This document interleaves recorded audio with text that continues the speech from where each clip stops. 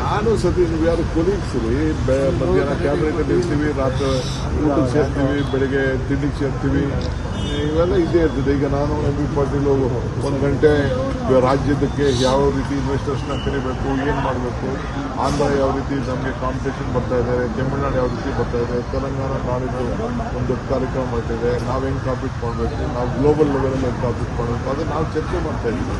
ನಮ್ಮ ರಾಜ್ಯದ ಇತ್ತೀಚೆಗೆ ಕಂಪ್ನಿ ಖಂಡಿತ ನಾನು ಸತಿ ಸೇರಿದ್ದೀವಿ. ಆಮೇಲೆ ರಾತ್ರಿ ಯಾವುದೋ ಒಂದು ಮದುವೆಯಲ್ಲಿ ನಾವೆಲ್ಲ ಸೇರ್ಕೊಂಡು ಕೆಲವು ವಿಚಾರಗಳು ರಾಜ್ಯದ ಪಕ್ಷದ ವಿಚಾರ ಮಾತಾಡ್ತಾ ಇರ್ತೀವಿ.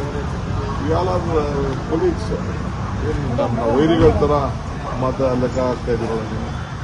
ಆಗಲ್ಲ ಸರ್, ಕುತೂಹಲ ಇರುತ್ತಲ್ಲ ಅಂತ ಸರ್. ಏನು ಕೂದಲ ಏನಿಲ್ಲ. ಪಾಲಿಟಿಕ್ಸಲ್ಲಿ ಬಾಂಧವ್ಯ, ನೆಂಟಸ್ತನ, ಸ್ನೇಹ ಎಲ್ಲ ಇದ್ದೇ ಇರ್ತದೆ.